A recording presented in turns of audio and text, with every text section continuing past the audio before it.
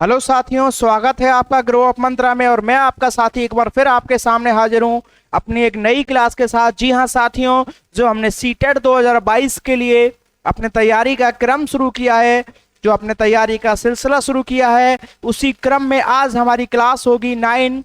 जी हां साथियों, जो हमने अभी अपना सब्जेक्ट उठाया है ईवीएस एनवायरमेंटल स्टडी, तो आज हम अपनी CTET 2022 NCERT based topic wise according to syllabus EVS में क्लास 9 करेंगे। जी हां साथियों, क्लास 09 करेंगे, जिसमें आज का हमारा टॉपिक है यात्रा यानी कि ट्रैवल। जी हां साथियों, हमारे सीटेट में यात्रा टॉपिक शामिल है, जिसमें ईवीएस पोर्शन में क्वेश्चन पूछे जाते हैं। तो साथियों, आज हमारी क्लास है क्लास नंबर 9। साथियों, अगर आपने अभी तक हमारी पिछली क्लासेस जो 8 क्लास अब तक इस ईवीएस में हो चुकी हैं अभी तक अटेंड नहीं की हैं, या उनमें से कोई क्लास अभी तक नहीं की है, तो आपको इस वीडियो के डिस्क्रिप्शन बॉक्स में उनका लिंक मिल जाएगा। आप वहां से जाकर के उन क्लासेस को अटेंड कर सकते हैं। तो साथियों, फटाफट से अपने आज की क्लास को शुरू करते हैं। और साथियों, फटाफट से वीडियो को लाइक कर दीजिए और शेयर कर दीजिए, ताकि और भी लोग इसका आनंद ले सकें। चलते हैं फटाफट से अपनी क्लास की ओर, क्योंकि आपको पता है मैं आपका समय बिल्कुल भी खराब नहीं करता हूं और फटाफट से आपको चीजें कराने का प्रयास करता हूं। तो साथियों, आज हम अपना चैप्टर पढ़ेंगे यात्रा। सीटेट में यात्रा चैप्टर से संबंधित, यात्रा बिंदु से संबंधित जो भी क्वेश्चंस बनते हैं, आज हम अपनी उन पे चर्चा करेंगे। तो साथियों, जिस प्रकार से जीवन में सभी चीजें करनी होती हैं, उनमें एक शामिल कहीं ना कहीं यात्रा भी होती है, क्योंकि ये कहीं ना कहीं हमें जीवन के विभिन्न पक्षों से अवगत कराता है, विभिन्न परिस्थितियों से, संस्कृतियों से, सभ्यता से, खान पान से, विभिन्न चीजों से हमें अवगत कराने का कार्य करता है यात्रा, ट्रैवल, जिसका भी हमारे जीवन में महत्वपूर्ण एक रोल माना जाता है। क्योंकि एक मशहूर एक शायरी भी है कि दुनिया की सैर कर गाफिल, फिर ये जिंदगानी कहाँ। जी हाँ साथियों, दुनिया की सैर कर काफिल, फिर ये जिंदगानी कहाँ, और जिंदगानी भी रही तो नौजवानी फिर कहाँ। तो साथियों, इसी के साथ अपने आज के टॉपिक यात्रा को शुरू करते हैं। यात्रा यानी कि ट्रैवल। तो साथियों, एक स्थान से दूसरे स्थान पर जाना यात्रा कहलाता है। क्या कहलाता है? एक स्थान से दूसरे स्थान पर जाना यात्रा कहलाता है। यात्रा करने के लिए अलग अलग साधनों का प्रयोग किया जाता है। जी हां साथियों, हम ऐसा नहीं यात्रा करने के लिए कि अपने शहर से 100, 200, 500, 1000 किलोमीटर ही जाएं। हम अपने घर से 100 मीटर की भी दूरी जाते हैं, 1 किलोमीटर की भी दूरी जाते हैं, तो कहीं ना कहीं वो एक प्रकार की यात्रा ही है। उसमें हम कोई पैदल जा सकता है, ज्यादा डिस्टेंस है तो हम रिक्शा या 2 व्हीलर बाइक आदि इस्तेमाल करते हैं, और अधिक दूरी है तो गाड़ी से, या ज्यादा दूर है या हमारे पास अपनी पर्सनल कार नहीं है तो बस, ट्रेन आदि इस्तेमाल करते हैं।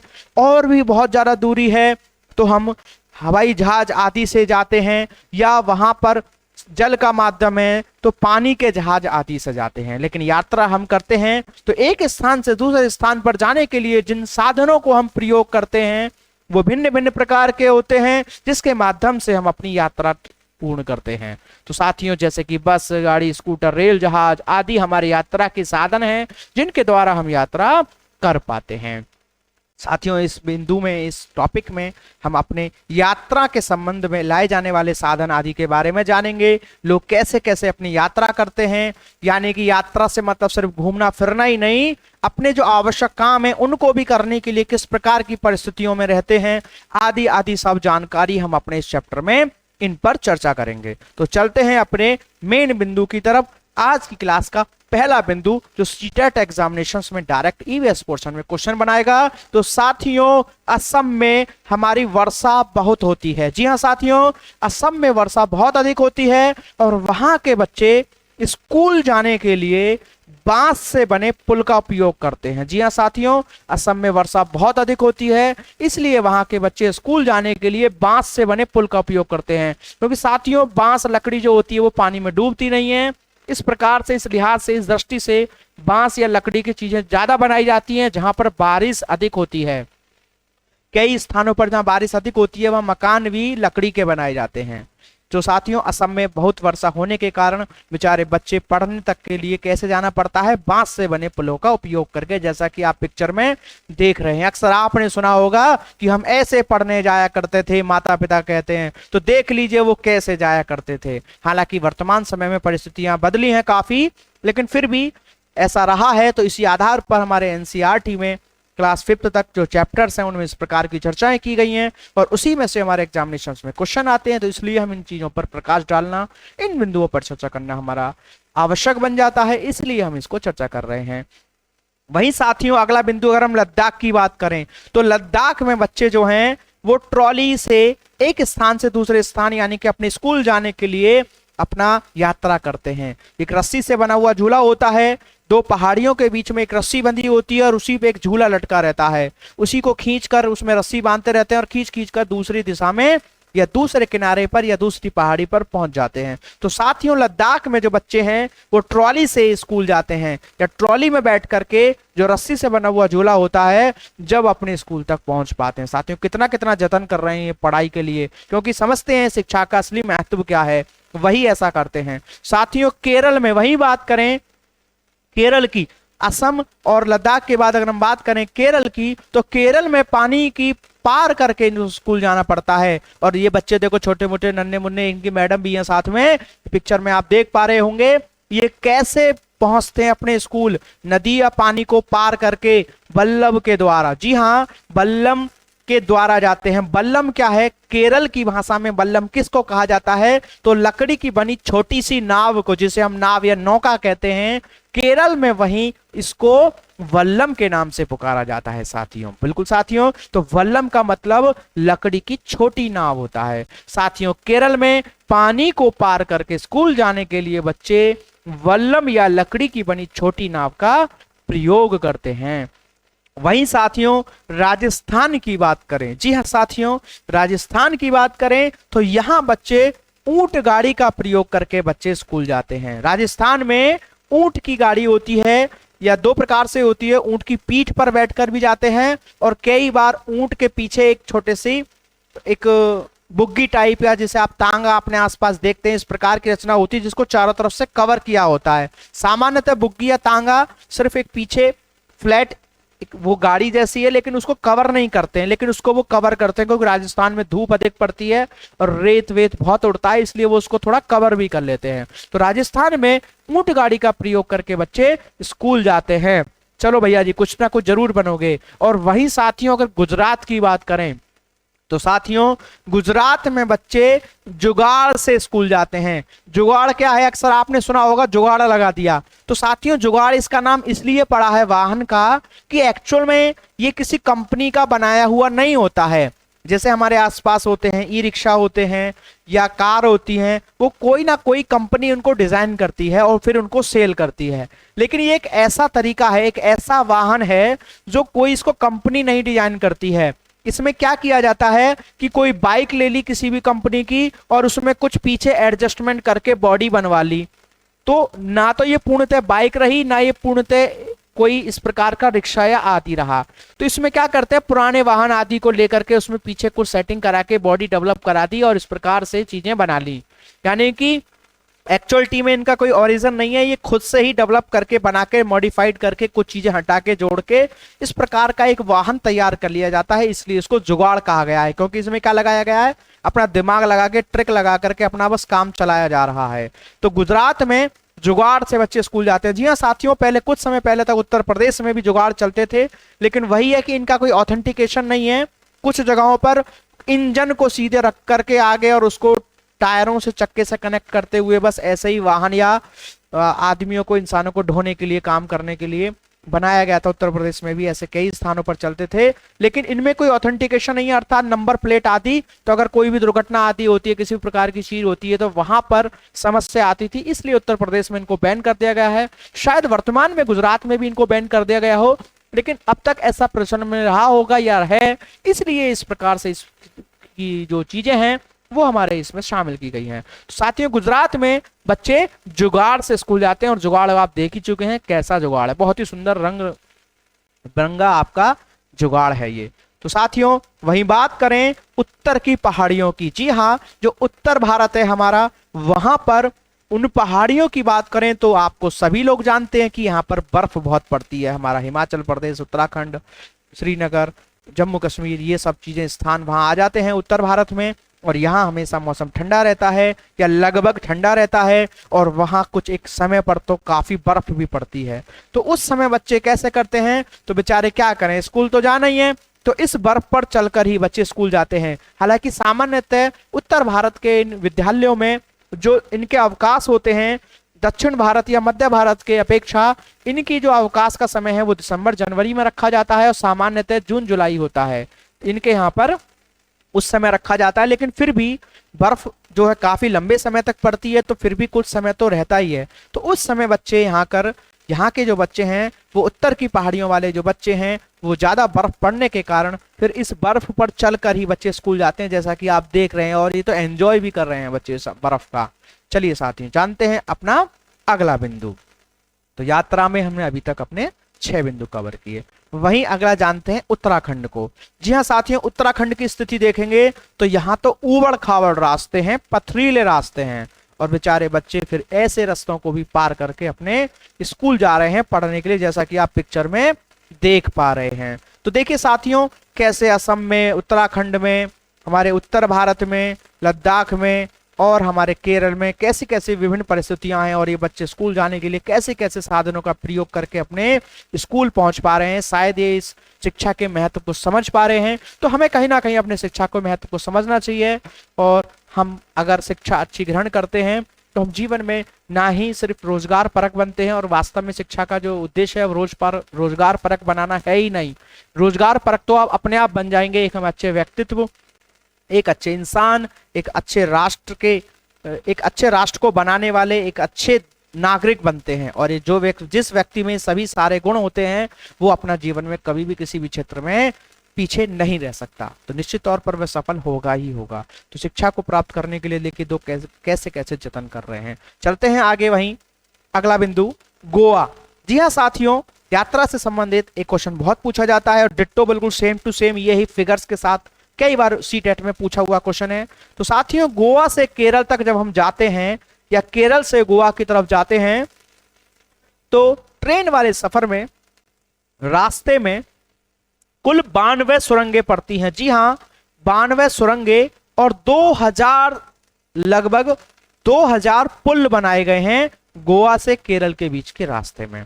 ये पुल पश्चिमी घाट को पार करते हुए जाते हैं। जी हां साथियों, आप पिक्चर में देख पा रहे होंगे। तो गोवा से केरल तक के रास्ते में 92 सुरंगें और 2000 पुल बनाए गए हैं, और ये पुल पश्चिमी घाट को पार करते हुए जाते हैं। अगला बिंदु साथियों, केरल में पानी को पार करके एक स्थान से दूसरे स्थान तक जाने के लिए फेरी का उपयोग किया जाता है। जी हां साथियों, सीटेट में पूछ लेता है फेरी क्या है। तो फेरी एक प्रकार की नाव है, जो ऐसा कि आप पिक्चर में देख पा रहे हैं, थोड़ी सी बड़ी है, और इसमें लोग बैठते हैं। थोड़ा घर जैसा माहौल बना हुआ रहता है, इसमें बहुत ज्यादा ओपन नहीं है, ये थोड़ी कवर्ड वाली नाव है, लेकिन बहुत बड़ी नाव नहीं होती है, तो जिसको फेरी कहा जाता है। तो केरल में पानी को पार करने के लिए, एक स्थान से दूसरे स्थान तक जाने के लिए लोग किसका इस्तेमाल करते हैं, फेरी का उपयोग करते हैं, जो कि एक प्रकार की नाव है, जैसा कि आप पिक्चर में इसको साथियों देख भी पा रहे हैं। फेरी यानी कि केरल। तो फेरी का कनेक्शन किससे है, केरल से है। फेरी क्या है, एक नाव है। अगला बिंदु साथियों, जब हम ट्रेन द्वारा, जी हाँ साथियों, जब हम ट्रेन द्वारा अहमदाबाद से केरल की यात्रा करते हैं, कहां से कहां जाते हैं, अहमदाबाद से केरल की यात्रा करते हैं, तब वहां पर अनेक सुरंग हमें पार करनी पड़ती हैं। और ये सुरंगें कहां से कहां पड़ती हैं या कहां पड़ती हैं, तो ये सुरंगें पश्चिमी घाट पर्वतों में हैं। जी हाँ साथियों, इनको याद रखना है, सीटेट बिल्कुल ऐसे क्वेश्चन पूछ लेगा, पश्चिमी घाट पर्वतों में पड़ती है या उत्तरी या पश्चिमी या दक्षिणी, ऐसे करके क्वेश्चन बना देता है और हम कंफ्यूज हो जाते हैं। तो याद रखना है, अहमदाबाद से केरल के बीच में जो सुरंगें हैं वो कौन से पर्वतों में हैं, तो पश्चिमी घाट पर्वतों में हैं। जी हाँ, किस में हैं, पश्चिमी घाट पर्वतों में हैं। अगला साथियों याद रखना, जो गांधी धाम जगह है और अहमदाबाद है, और एक है वलसाड। जी हाँ, गांधी धाम, अहमदाबाद और वलसाड, ये तीनों जगह गुजरात में स्थित हैं। जी हाँ साथियों, अहमदाबाद लगभग आपने सभी ने सुना होगा, तो गांधीधाम, गांधी जी हमारे गुजरात से थे तो ऐसे याद रख लीजिए, और वलसाड भी हमारा गुजरात का ही एक स्थान है, बिल्कुल अच्छे से याद रखना है साथियों। अगला है उदीपी। तो साथियों उदीपी कहां है? तो उदीपी साथियों कर्नाटक में स्थित है। उदीपी एक स्थान है, कहां पर? कर्नाटक में स्थित स्थान है। और साथियों ये चित्र में आप देख रहे हैं, उदीपी शहर में स्थित एक मंदिर है जो कृष्ण भगवान का है। जी हां, उदीपी कर्नाटक में स्थित उदीपी का एक कृष्ण भगवान का मंदिर है। ये उदीपी कहां स्थित है? कर्नाटक में स्थित है। और ये चित्र है हमारे कृष्ण भगवान के मंदिर का, जो कि उदीपी में है, जो कि कर्नाटक राज्य में पड़ता है। अगला बिंदु है साथियों कोट्टायम। जी हां साथियों, कोट्टायम केरल में स्थित है। जी हां, कोट्टायम कहां पर है? हमारा केरल में स्थित है। केरल राज्य में एक शहर का नाम है कोट्टायम। जी हां साथियों, और ये पिक्चर आप जो देख पा रहे हैं, ये कोट्टायम में स्थित एक मंदिर की है। और यह कोट्टायम में स्थित मंदिर है किसका? शिव भगवान का। जी हां साथियों, कोट्टायम स्थित शिव भगवान का ये एक मंदिर है, जिसको आप अपने पिक्चर में देख पा रहे हैं। तो कोट्टायम कहां स्थित है साथियों? केरल में स्थित है। कोट्टायम कहां स्थित है? केरल में स्थित है, भूलना नहीं है साथियों। एग्जाम में क्वेश्चन आता है और हम कंफ्यूज हो जाते हैं। अभी आपको देखने सुनने में ये सरल लग रहा होगा, लेकिन जब एग्जाम में क्वेश्चन बनता है तो बहुत कंफ्यूजन होता है, इसलिए आपको मैं बार बार रिपीट कर रहा हूं। चलिए साथियों, अगला है पेट्रोलियम। जी हाँ साथियों, पेट्रोलियम किसे कहते हैं? तो साथियों पेट्रोलियम क्या है? तो साथियों एक और शब्द सुना होगा अपने आसपास अपने, पेट्रोल। तो साथियों जो आप पेट्रोल सुनते हो वो ये पेट्रोलियम नहीं है, संबंधित है ये उससे, लेकिन ये वो पेट्रोल नहीं है। एक्चुअल में पेट्रोलियम एक अपना मुख्यतः एक मेन चीज है, और पेट्रोल उससे प्राप्त होने वाला एक पार्ट है उसका। तो मुख्य तौर पर जो चीज होती है वो पेट्रोलियम होती है। पेट्रोलियम क्या है? पेट्रोलियम एक बदबूदार, गाढ़ा और गहरे रंग का तेल है, जैसा कि आप इस पिक्चर में राइट साइड वाली पिक्चर में देख पा रहे हैं। कितना गाढ़ा सा, काला सा, बदबूदार सा भी होगा। हाथ देखो कितने लोगों ने ग्लव्स पहने हुए हैं इस प्रकार से जब इसको काम कर रहे हैं। तो इस प्रकार का जो एक द्रव है उसको पेट्रोलियम कहा जाता है, जो कि साथियों पृथ्वी की गहराई में, पृथ्वी के हमारे बहुत नीचे, चट्टानों के नीचे, लवण जल की सतह के ऊपर क्या है? ये तैरता रहता है। और साथियों ये भी हर जगह नहीं होता है, कुछ चुनिंदा जगहों पर ही होता है। आगे हम अब इसकी चर्चा भी करेंगे। तो साथियों पेट्रोलियम क्या है? एक बदबूदार, गाढ़ा तथा गहरे रंग का तेल है। यह पृथ्वी की गहराइयों में चट्टानों के नीचे लवण जल की सतह के ऊपर तैरता रहता है, जिसको बाद में रिफाइन करने के बाद हमें पेट्रोल, डीजल, कैरोसिन यानी कि मिट्टी का तेल, प्राकृतिक गैस, मोमी ऑयल आदि प्राप्त होते हैं। तो वहीं आगे इसमें और जान लेते हैं। तो अगला बिंदु जानेंगे। तो पेट्रोलियम में बस साथियों याद रखेंगे, बदबूदार, गाढ़ा तथा गहरे रंग का तेल है। ये बहुत पूछा गया है। कहां मिलता है? पृथ्वी की गहराई में चट्टानों के नीचे लवण जल की सतह के ऊपर तैरता रहता है। इसके द्वारा हमें पेट्रोल, डीजल, कैरोसिन यानी कि मिट्टी का तेल, प्राकृतिक गैस आदि प्राप्त होती हैं। अगला बिंदु है साथियों रेल टिकट। जी हाँ साथियों, रेल टिकट पर हमारे सीटेट में कई बार ईवीएस के पोर्शन में क्वेश्चन पूछा गया है कि साथियों एक आरक्षित रेल टिकट में हमें कौन कौन सी जानकारी मिलती है। जी हाँ साथियों, इसमें अक्सर क्वेश्चन पूछता है एग्जाम में कि जो आरक्षित रेल टिकट है, यानी कि जो हम टिकट रिजर्वेशन कराते हैं एक लंबी यात्रा करने के लिए, जब हम एक साधारण टिकट ना लेकर के एक रिजर्वेशन टिकट लेते हैं जो हमारे लिए बिल्कुल रिजर्व होती है, जिसमें पर्टिकुलर वही व्यक्ति जाएगा जिसके लिए वो आरक्षित की गई है, तो उसको कहते हैं हम आरक्षित रेल टिकट। इसको साथियों दो प्रकार से जनरेट किया जा सकता है, एक ऑनलाइन या हमारे रेलवे विभाग की जो वेबसाइट है, जिसके द्वारा कोई भी साधारणतः व्यक्ति, कोई भी मनुष्य अपने फोन, लैपटॉप, पीसी या एक कुछ जो एजेंट्स होते हैं उनके माध्यम से इसको प्राप्त कर सकता है। और एक इसका ऑफिशियल मेथड होता है, ऑफिशियल तो वो भी है लेकिन वो हमारे डायरेक्ट एक्सेस में है। और दूसरा मेथड होता है हमारा कि हम रेलवे विभाग के स्टेशन पर स्थित टिकट काउंटर पर जाकर भी इस टिकट को या आरक्षित रेल टिकट को प्राप्त कर सकते हैं। तो साथियों एग्जाम में जो पूछता है वो उसके नहीं पूछता जो हमारी ऑनलाइन या एजेंट्स के द्वारा हम प्राप्त करते हैं, वह उस टिकट की बात करता है, उस आरक्षित रेल टिकट की बात करता है जो साथियों हमें कहां से मिलती है, हमें रेलवे स्टेशन पर स्थित टिकट काउंटर से मिलता है। तो उस पे कौन कौन सी जानकारी हमें मिलती है उससे संबंधित। तो साथियों उस टिकट पर मैं आपको अभी टिकट भी दिखाऊंगा और वहां से इनको वेरीफाई भी कराने का काम करूंगा और ये भी बताऊंगा कि कौन सी अक्सर हम गलतियां कर जाते हैं। तो उस पे क्या क्या चीजें लिखी होती हैं। तो साथियों उस आरक्षित रेल टिकट पर हमें ट्रेन का नंबर छपा हुआ मिलता है, जिस ट्रेन से हम जाएंगे, सफर शुरू कब होगा उसकी तारीख और समय भी होता है, सफर कब खत्म होगा और उसका समय क्या होगा वो भी छपा होता है। हालांकि टाइम आगे पीछे हो सकता है, डिले हो सकता है, लेकिन एक निश्चित है कि इतने समय पर आपको पहुंचना ही पहुंचना है, उसके बाद हमारी कोई गारंटी नहीं है। लेट हो गया अलग बात है, हम लेट पहुंचे अलग बात है, लेकिन हम मान के चलते हैं कि हम आपको इतने पर पहुंचा देंगे। तो उस पर ट्रेन का नंबर होता है, सफर शुरू करने की तारीख और समय होता है, पहुंचने का समय और तारीख होती है, कौन सा बर्थ है यानी कि कौन सा डिब्बा है और उसमें कौन सी सीट है आपकी, वो भी नंबर छपा हुआ होता है, कितना किराया लगेगा आपका वो भी छपा होता है, आपके स्टेशन से पहुंचने वाले स्टेशन तक की कितनी दूरी है किलोमीटर्स में वो छपी होती है। और साथियों जो सफर करने वाला है उसका लिंग यानी कि वो मेल है या फीमेल है, उसकी एज कितनी है ये होता है। लेकिन साथियों उसमें नाम नहीं होता है, अक्सर एग्जाम में पूछ लेता है नाम। तो हम सोचते हैं जब हमारा जेंडर भी लिख रहा है, उस पे आयु भी लिख रही है तो नाम भी लिख रहा होगा, लेकिन साथियों उसमें नाम नहीं लिखा होता है। अब आप कहेंगे कुछ लोगों ने अगर रिजर्वेशन कराया होगा तो आप देखेंगे कि या सुना होगा कि जब आरक्षित रेल टिकट हम कराते हैं टिकट काउंटर से रेलवे स्टेशन के, तो वहां पर आईडी वगैरह भी ली जाती है, लेकिन जो आईडी में जो भी चीजें होती हैं वो उनके अपने सिस्टम में हमारा नाम वगैरह सब लिखा होता है, लेकिन जो हमें टिकट मिलती है आरक्षित रेल टिकट उसमें हमारा नाम कहीं नहीं लिखा होता है। नाम तो हमारा मेंशन किया जाता है, लेकिन वो विभाग अपनी मैनुअल में अपनी चीजों में शामिल करता है। जो हमको एक पत्र देता है या हमको जो एक प्रूफ देता है फॉर द अपने यात्रा करने के लिए जो भी एक टिकट देता है उसमें हमारा नाम कहीं नहीं लिखता है। तो याद रखेंगे साथियों नाम नहीं लिखा होता है, ठीक है, लेकिन उनके सिस्टम में हमारा नाम जरूर चढ़ाया जाता है, हमारे को टिकट पे नहीं लिखा मिलेगा नाम।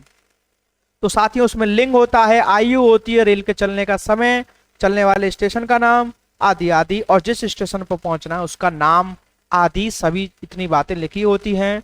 तो हम एक बार पिक्चर के माध्यम से भी देख लेते हैं, एक टिकट देख लेते हैं।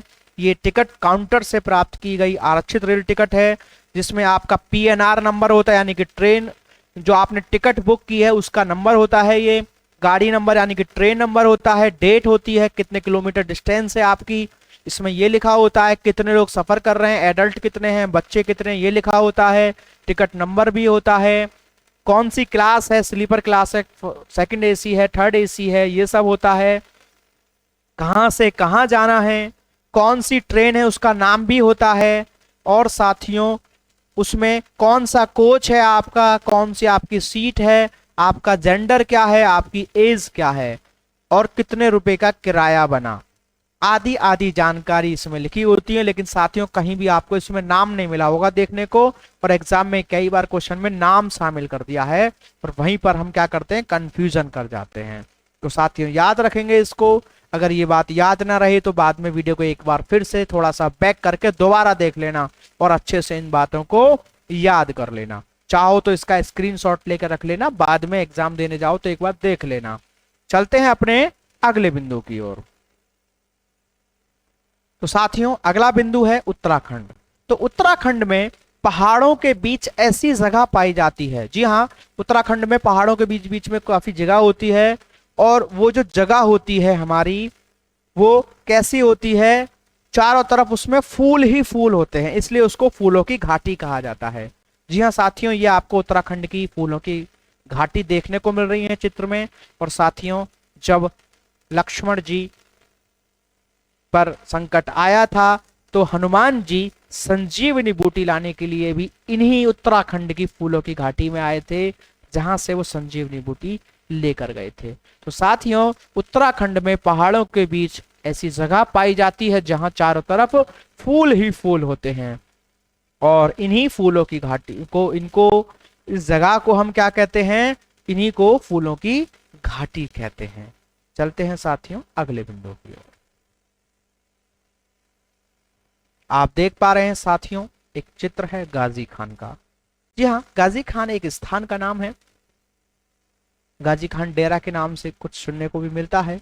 तो गाजी खान एक स्थान का नाम है जो भारत और पाकिस्तान के बंटवारे होने से पहले एक भारत का ही स्थान था, शहर था। लेकिन भारत और पाकिस्तान का बंटवारा होने के बाद अब वर्तमान में ये पाकिस्तान में स्थित है। जी हाँ साथियों, गाजी खान, तो गाजी खान भारत में स्थित था पूर्व में, और वर्तमान में ये बंटवारे के बाद पाकिस्तान में स्थित एक शहर का नाम है। जी हाँ साथियों, याद रखेंगे Ghazi Khan now currently is associated with Pakistan and before, अगर हम पहले की बात करें हमारे बंटवारे की या स्वतंत्रता प्राप्ति की, उससे पहले की बिफोर इंडिपेंडेंस, तो अगर हम बात करेंगे तो ये भारत का ही हिस्सा हुआ करता था, गाजी खान। मैं बार बार रिपीट कर रहा हूं साथियों, क्योंकि उनमें क्वेश्चन आते हैं और हम एग्जाम में बहुत कंफ्यूजन कर जाते हैं, इसलिए इनको मैं आपको बिल्कुल यहीं पर अच्छे से याद कराने का प्रयास कर रहा हूं। चलते हैं अगले बिंदु की ओर, अबू धाबी। जी हाँ साथियों, अबू धाबी, अबू धाबी एक रेगिस्तानी इलाका है। जी हाँ साथियों, अबू धाबी एक रेगिस्तानी इलाका है और इसके आसपास के देश भी रेगिस्तानी इलाकों में ही पड़ते हैं। और साथियों यहाँ रेत ही रेत दिखाई देखने को मिलता है। और यहाँ का रेत भी कैसा है, अलग अलग रंगों में, जैसे कि सफेद, भूरा, पीला, लाल या काला। तो साथियों अबू धाबी कैसा एक रेगिस्तानी इलाका है, यहाँ बहुत ज्यादा रेत देखने को मिलता है। चारों तरफ रेत के टीले देखने को मिलते हैं, बड़े बड़े रेत के पहाड़ देखने को मिलते हैं। आज ये पहाड़ बना होता है, कल को वो पहाड़ खत्म होकर दूसरी जगह बन जाता है, क्योंकि रेत में जब हवाएं चलती हैं तेज तेज तो वो उड़ के दूसरी जगह चला जाता है। तो बड़े बड़े रेत के टीले दिखाई देते हैं और ये कैसे होते हैं, स्थायी होते हैं। अब आज यहाँ टीला बन गया, कल को वहां से हट जाएगा, दूसरी जगह रेत का टीला बन जाएगा। तो साथियों अबू धाबी याद रखेंगे एक रेगिस्तानी इलाका है, इसके आसपास के देश भी रेगिस्तानी इलाकों में ही पड़ते हैं। और साथियों यहाँ रेत ही रेत पाया जाता है और अलग अलग रंगों के रेत पाए जाते हैं, जैसे कि सफेद, भूरा, पीला, लाल या काला। और यहाँ रेत के बने पहाड़ भी पाए जाते हैं जिन्हें हम रेत के टीले कहते हैं। लेकिन साथियों बात सिर्फ यहीं खत्म नहीं होती है, एक और महत्वपूर्ण बिंदु जो बिल्कुल याद रखना है कि अबू धाबी में, साथियों अबू धाबी में पेट्रोल बहुत अधिक मात्रा में पाया जाता है। जैसे कि मैंने बताया था, पेट्रोलियम जो आपको हर जगह नहीं मिलता है, बेशक जमीन के नीचे जो चट्टानों के ऊपर जो हमारा जल होता है उसके ऊपर तैरता रहता है, लेकिन हर जगह नहीं मिलता है। और उन्हीं जगहों में पाए जाने वालों जगहों में से एक है अबू धाबी। यहाँ पर पेट्रोल बहुत अधिक मात्रा में पाया जाता है। और साथियों ऐसा कहा जाता है, और ऐसा होगा, वास्तविकता भी यही है कहीं ना कहीं, कि यह पेट्रोल जो है अबू धाबी में पानी से भी सस्ता है। अर्थात वहां पर जो पानी जिस रेट पे बिकता है उससे भी सस्ता वहां पर पेट्रोल बिकता है। जैसा कि हमारे यहाँ पेट्रोल के रेट कितने हाई हैं। तो साथियों जैसा कि एक पिक्चर है ये, लेकिन इनकी अपनी करेंसी के अकॉर्डिंग लिखा हुआ है तो कन्वर्जन करना पड़ेगा, लेकिन फिर भी ये बहुत 1.91 1.72 आप कुछ वैल्यूज को अगर काउंट देख पा रहे हो तो उनके अकॉर्डिंग जो उनकी मुद्रा है, जो भी करेंसी है, उसके हिसाब से अभी उस पर भी बात करेंगे। उस करेंसी को दिरहम कहते हैं, दिरहम होती है इनकी करेंसी। तो उसके according 1.91 1.72 according to Indian currency इनको हम कन्वर्जन कर सकते हैं। जैसे कि डॉलर है वर्तमान में 82-83 रुपए के आसपास है, तो ये एक अपना वो होता है। तो वहां के हिसाब से देखा जाए तो वहां के ये ₹2.25 करीब बन रहे हैं, 1.91 1.802, यानी कि ज्यादा से ज्यादा वहां के अकॉर्डिंग उनके ₹2 या जो भी उनकी करेंसी का एक प्रचलन है। और कहीं ना कहीं ज्यादा भी हो तो फिर भी ये सस्ता है, किससे, वहां के पानी के रेट से। तो साथियों अबू धाबी में पेट्रोल बहुत अधिक मात्रा में पाया जाता है और यहाँ पेट्रोल पानी से भी सस्ता है। और साथियों अबू धाबी में जो है उनकी भाषा कौन सी है, अरबी भाषा है। अबू धाबी की कौन सी भाषा है, अरबी। जैसा कि हम अरबी भाषा के अपनी हिंदी भाषा में भी विभिन्न शब्दों का प्रयोग करते हैं, जैसा कि अखबार, काफी, गजल, अदब, कातिब और मोहब्बत। तो अखबार, काफी, गजल, अदब, कातिल, मोहब्बत आदि शब्द हमारे अरबी भाषा के ही हैं जो हम हिंदी में भी प्रयोग करते हैं। तो जो है अबू धाबी की जो भाषा है वो अरबी भाषा है। और मैंने आपको पहले भी बताया अबू धाबी की जो करेंसी है, जो मुद्रा है, उसको हम दिरहम कहते हैं। जैसे हमारे यहाँ की रुपया है, अमेरिका का डॉलर है, उसी प्रकार से हमारा जो है अबू धाबी की जो करेंसी या मुद्रा है उसको दिरहम कहते हैं। इन रुपयों पर वहां की अरबी भाषा में कुछ लिखा हुआ होता है, जैसा कि आप इस पिक्चर में देख ही पा रहे हैं। और साथियों इसके बारे में थोड़ा और जानते हैं। यहाँ साथियों गर्मी बहुत अधिक पड़ती है। जी हाँ साथियों, अबू धाबी में गर्मी बहुत अधिक होती है, इसलिए यहाँ के लोग खिड़कियां नहीं खोलते और इनके यहाँ पर लगभग हर जगह पर एयर कंडीशनर लगे होते हैं। जी हाँ साथियों, क्या लगे होते हैं? एयर कंडीशनर लगे होते हैं। कितनी गर्मी रहती है, बहुत ज्यादा गर्मी, अपनी खिड़कियां तक नहीं खोल पाते। जी हाँ साथियों, और साथियों इनकी और जानेंगे विशेषता। अबू धाबी पर कई पॉइंट्स हैं, क्वेश्चन आते हैं एग्जाम में, इसलिए इसको जानना आवश्यक है। वहां गर्मी अधिक पड़ रही है तो वो खिड़कियां नहीं खोलते, खिड़कियां नहीं खोलते एसी लगाते, लेकिन बाहर तो जाना पड़ेगा काम के लिए। क्या पैदल पैदल चलते भी या हर जगह भी अपने सर पे एसी लेके थोड़ी घूम सकते हैं। इसलिए साथियों वहां के लोग ढीले ढाले और सूती वस्त्र पहनना पड़ते हैं। ठीक है, क्योंकि जो ढीले ढाले वस्त्र है थोड़ा उनसे पसीना आने में दिक्कत कम होती है और सूती कपड़ों में पसीना भी कम आता है। और साथियों सफेद कलर के ज्यादा कपड़े पहनते हैं, क्योंकि सफेद कलर जो है हमारा प्रकाश का क्या करता है? परावर्तित करता है, यानी कि वो ऊष्मा या गर्मी को, प्रकाश को अवशोषित नहीं करता है, जिसके कारण क्या है? गर्मी कम लगती है। तो वहां के लोग सफेद कलर के कपड़े ज्यादा पसंद करते हैं, ढीले ढाले और सूती वस्त्र पहनना पसंद करते हैं। और साथ ही कपड़े कैसे पहनते हैं? ऐसे कपड़े पहनते जो कि पूरे बॉडी को कवर करते हों, और यहाँ तक कि अपने सर पर भी कपड़ा रख के और एक कुछ चीज पहन लेते हैं ऊपर से, ताकि उनके सर में रेत मट्टी धूल आदि ना भरे और धूप भी उनके सर में ना आ सके, क्योंकि सर पे बाल काले होते हैं, काले रंग हमेशा प्रकाश का अवशोषण करता है, तो वहां पर भी समस्या होगी। तो उस आधार से ये ऐसे कपड़े पहनते हैं जो कि इनको धूप से बचा सके और पूरे शरीर को ढक के रख सकें। इस प्रकार से आप पिक्चर में भी देख पा रहे होंगे कैसे कपड़े इन्होंने पहने हुए हैं, सिर को भी ढका हुआ है। और यहाँ की महिलाएं भी पूरी बॉडी को कवर रखती हैं, सिर्फ इनकी आंखें दिखाई देती हैं, और आंखें भी इसलिए दिखाई देती है कि भैया उनको बाहर का भी तो देखना है, वरना तो गिर जाएंगी। तो साथियों अबू धाबी से संबंधित हमने ये महत्वपूर्ण बिंदु जाने इसके। चलिए साथियों चलते हैं अपने अगले बिंदु की ओर। तो अगला बिंदु है साथियों लेह। तो लेह दुनिया का सबसे ठंडा रेगिस्तान है। जी हाँ साथियों, लेह दुनिया का सबसे ठंडा रेगिस्तान है। यहाँ हर तरफ बर्फ से ढके हुए पहाड़ पाए जाते हैं। जी हाँ साथियों, तो लेह याद रखेंगे, ये दुनिया का सबसे ठंडा रेगिस्तान कौन है? लेह है। यहाँ हर तरफ बर्फ से ढके हुए पहाड़ पाए जाते हैं। और साथियों लेह या लद्दाख में बहुत कम बारिश होती है और यहाँ पर सूखा ठंडा मैदान है, जैसा कि आप पिक्चर में देख पा रहे हैं। और साथियों लेह या लद्दाख में स्वागत करने को जूले कहा जाता है। ये मोस्ट इंपॉर्टेंट लाइन है। लेह या लद्दाख में स्वागत करने को क्या कहते हैं? जूले कहते हैं। क्या कहते हैं साथियों? जूले, जूले, जूले। तो स्वागत करने को क्या कहते हैं? जूले कहते हैं। और हमारा ये क्या है हमारा? तो यह है हमारा दुनिया का सबसे ठंडा रेगिस्तान लेह। चलते हैं अगले बिंदु की ओर। अगला बिंदु है साथियों चांगथांग। तो चांगथांग हमारे इस यात्रा चैप्टर के संदर्भ में अंतिम बिंदु है जिस पे हम चर्चा करेंगे। तो चलते हैं अपने आज की क्लास के अंतिम बिंदु की तरफ, चर्चा करने की तरफ। तो साथियों चांगथांग क्या है? तो साथियों चांगथांग लगभग 5000 मीटर की ऊंचाई पर पाए जाने वाला सुनसान पथरीला और मैदानी इलाका है। जी हाँ साथियों, चांगथांग लगभग 5000 मीटर की ऊंचाई यानी कि लगभग 5 किलोमीटर की ऊंचाई पर पाया जाने वाला सुनसान है, यानी कि वहां ज्यादा लोग नहीं रहते, पथरीली भूमि है और मैदानी इलाका है। ऊपर जाकर के बहुत ऊंची पहाड़ी पर जाकर फिर वहां पर कैसा इलाका आ जाता है? फ्लैट एरिया आ जाता है, मैदानी इलाका आ जाता है, जिसको चांगथांग कहा गया है। साथियों यहाँ पर रहने वाले लोगों की जाति को चांगपा कहते हैं। जो वहां पर लोग रहते हैं उनको पर्टिकुलर नाम दे दिया गया है, उनकी जाति के रूप में उनको संज्ञा दे दी गई है। क्या? चांगपा। जी हाँ साथी, चांगपा चांगथांग। चलिए, और चांगपा लोग को एक विशेषता बताई गई है कि ये लोग घुमंतु लोग होते हैं।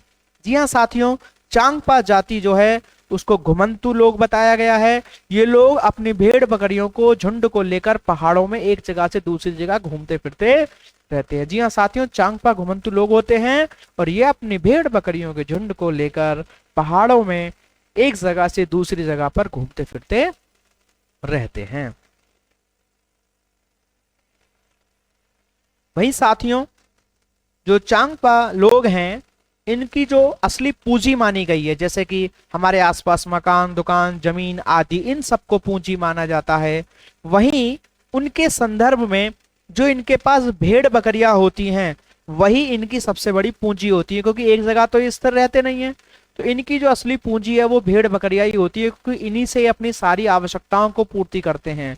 और यहाँ तक कि साथियों इनके जो परिवार का स्टेटस है, जिसे आप कह देते हैं ना कि वो अमीर हैं गरीब हैं, उसको मापने का जो यानी कि मापदंड है वो क्या है, वो इनकी भेड़ बकरियों की संख्या ही होती है। अर्थात इन लोगों के पास जितनी ज्यादा भेड़ बकरियां होती हैं उस परिवार का स्तर उतना ही ऊंचा माना जाता है। जैसे हमारे आसपास घर जमीन जायदाद देख करके शादी विवाह किए जाते हैं, उन लोगों में वो इस प्रकार की चीजों को उनके भेड़ बकरियों के आधार पर करते हैं। जिसके पास ज्यादा भेड़ या बकरियां होंगी वो आदमी अपनी बेटी को उस घर में ब्याने की कोशिश करेगा, जिस प्रकार से हमारे यहाँ और चीजों को देखकर करते हैं। लेकिन यहाँ पर किसको देखकर कर रहे हैं, भेड़ बकरियां आदि को। तो साथियों चांगपा लोगों के लिए भेड़ बकरियां ही इनकी सबसे बड़ी पूंजी होती हैं। ऐसा कहा जाता है कि जिस परिवार के पास जितनी ज्यादा भेड़ बकरियां होती हैं उस परिवार का स्तर उतना ही ऊंचा माना जाता है। और आगे और भी है थोड़ा सा, अभी साथियों वो भी जान लेते हैं। विशेष मोस्ट इंपॉर्टेंट इस पॉइंट का क्वेश्चन बच्चे में बहुत बनता है कि साथियों ये जो चांगपा लोग जिन बकरियों को पालते हैं उनकी एक विशेष खूबी होती है और उनसे एक विशेष प्रकार की ऊन मिलती है जिसे पश्मीना ऊन कहते हैं, और जिससे बनती है हमारी पश्मीना शॉल। जी हाँ साथियों, पश्मीना ऊन यही चांगपा के द्वारा पाले जाने वाली बकरियों में से मिलती है। अंगोरा गॉट जिसे कहते हैं, जी हाँ साथियों, एक अंगोरा गॉट या अंगोरा बकरी होती है जिससे पश्मीना ऊन प्राप्त होती है और उस ऊन से बनती है पश्मीना शॉल, जो बेहद गर्म मानी जाती हैं। बहुत हल्की और बहुत गर्मी बनाए रखने वाली शॉल होती है पश्मीना ऊन से बनी। तो साथियों मोस्ट इंपॉर्टेंट है, पश्मीना शॉल या पश्मीना ऊन किससे प्राप्त की जाती है? तो साथियों उत्तर होगा अंगोरा गॉट या अंगोरा बकरी। मैं इसमें मेंशन करना भूल गया था साथियों, कोई नहीं। तो ये खास तरह की बकरियां रखते हैं जिनके बालों से दुनिया की सबसे मशहूर पश्मीना ऊन बनती है और जिससे हमारी पश्मीना शॉल आदि बनती हैं। तो बताया था इनके लिए महत्वपूर्ण कौन है, भेड़ बकरियां हैं। इन बकरियों के बाल ठंडी और ऊंची जगह पर ज्यादा नरम होते हैं, इसलिए ये लोग इतनी मुश्किल हालात में भी इतनी ऊंचाई पर रह पाते हैं हमारे ये भेड़ बकरियां, क्योंकि इनके शरीर में इस प्रकार के बाल हैं जो इनको ठंड से बचाते हैं। जब गर्मी का मौसम आता है तो इनके बाल काट दिए जाते हैं, ठंड आने तक वो दोबारा से भर आते हैं। चलिए, तो इन्हें अपनी जरूरत की सामान भी सब इन्हीं भेड़ बकरियों से मिल जाता है। जैसे दूध, जो पुराने हो गए बुढ़े हो गए उनको उनसे मांस ले लेंगे जो ठीक है, बाल तो मिल ही रहे, साथ में जो भी मादा हैं उनसे दूध ले लेते हैं। टेंट के लिए चमड़ा, जो मर गए उनकी चमड़े को इस्तेमाल कर लिया, स्वेटर बना लिए उनके ऊन के, कोट कपड़े आदि तैयार कर लिए। तो इनकी जरूरतों भी यही पूरी करती हैं, इनके साथ रहती हैं और इनकी जरूरतें भी कई प्रकार की पूर्ति करने का काम करती हैं ये। और साथियों चांगपा की भाषा में चोंगथोंग का मतलब क्या है? जी हाँ साथियों, हमने चोंगथोंग पढ़ा था, वहीं तो हमने स्टार्ट की थी इस बिंदु की। इसमें चांगपा जाति के लोग हैं जो घूमते रहते हैं। तो चोंगथोंग का मतलब होता है एक ऐसी जगह जहां बहुत कम लोग रहते हो। जी हाँ साथियों, मैं पहले बता चुका था आपको कि यहाँ बहुत कम लोग मिलते हैं। ये 5000 मीटर की ऊंचाई पर पाए जाने वाला सुनसान, पथरीला और मैदानी इलाका है। तो वहां बहुत लोग कम मिलते हैं, इसलिए उसका नाम चोंगथोंग रखा गया है, क्योंकि इसका मतलब होता है जहां बहुत कम लोग रहते हैं। और वहां के रहने वाले लोगों को फिर क्या नाम दे दिया गया? चांगपा नाम दे दिया गया। तो साथियों इसी के साथ आज हमारी क्लास जो हमने अपनी अभी कवर की यात्रा की, तो इसी के साथ आज हमने अपनी 9वीं क्लास कंप्लीट की। साथियों इसी प्रकार से हम अपनी जब तक सिलेबस पूर्ण नहीं होगा ईवीएस का, इसी प्रकार से एक के बाद एक अपनी क्लास लाते रहेंगे। आप इसी प्रकार से जुड़े रहें और हमसे पढ़ते रहें, सीखते रहें। उम्मीद है कि आपको पढ़ने में आनंद आ रहा होगा और आपको आवश्यक रूप से अपनी परीक्षा में भी इसका लाभ मिलेगा। तो साथियों सभी से अनुरोध है एक बार पुनः कि वीडियो को प्लीज़ लाइक कर दें और वीडियो को शेयर भी कर दिया करें। और अभी तक आपने चैनल को सब्सक्राइब नहीं किया है या अभी तक आप चैनल पर नए हैं या आपने किसी भी प्रकार से इसको एक्सेस नहीं किया है तो प्लीज़ चैनल को सब्सक्राइब करते हैं। और साथ ही अन्य वीडियो को भी आप सर्च करके इसमें देख सकते हैं। साथ ही डिस्क्रिप्शन बॉक्स में भी काफ़ी वीडियो के लिंक हैं, इससे पिछली क्लासेस के भी लिंक है, आप उनको भी देख करके वहाँ से सर्च करके आप उन वीडियो को देख सकते हैं। तब तक इसी साथियों मिलते हैं आपसे अपनी अगली क्लास में, तब तक के लिए बने रहें, पढ़ते रहें, सीखते रहें। Okay, Thank you. Thanks for watching. Don't forget to like and share the video. Please subscribe the channel.